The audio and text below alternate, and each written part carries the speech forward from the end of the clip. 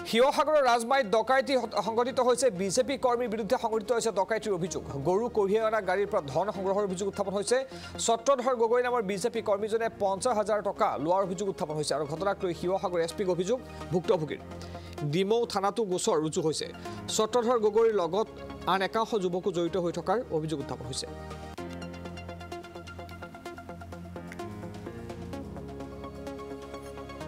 আপোনাৰ অৰুণাচললৈ গৈছিলোঁ মই চাংলাং জিলালৈ কিবা এটা মোৰ বিশেষ মোৰ ব্যক্তিগত কামত তাৰপিছত সেই ২৫ তাৰিখে মই উভতি আহিব লগা হ'ল আৰু ২৫ তাৰিখে চাংলাং জিলাৰ একদম সীমান্তত থকা বৰডুমচা গৰু বজাৰখন তাতে মই মোৰ চিনাকি মানুহ এঘৰ আছে তাৰ লগত তেওঁলোকৰ লগত মোৰ চিনাকি কথা চথা পাতি থাকোঁতে মই বৰডুমচাত মোৰ আগৰ কিছুমান চিনাকি মানুহ আছিলে লগ পালোঁ দেখা পালোঁ তেওঁলোক নামনি অসমলৈ আহিব মই সুধিলোঁ কি তোমালোকৰ লগত মই যাব পাৰিম নেকি লিফ্টটো পাম নেকি তেওঁলোকে ক'লে দাদা আপুনি যাব বিচাৰিলে পাৰিব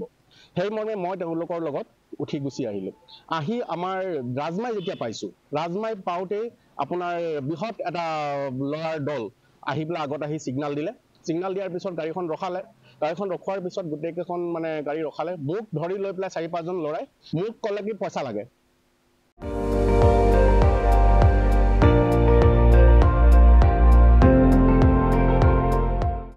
আপুনি চাই আছে ND24 সৰ্বশ্ৰেষ্ঠ নহয় সৰ্বোত্তমৰ দৌৰ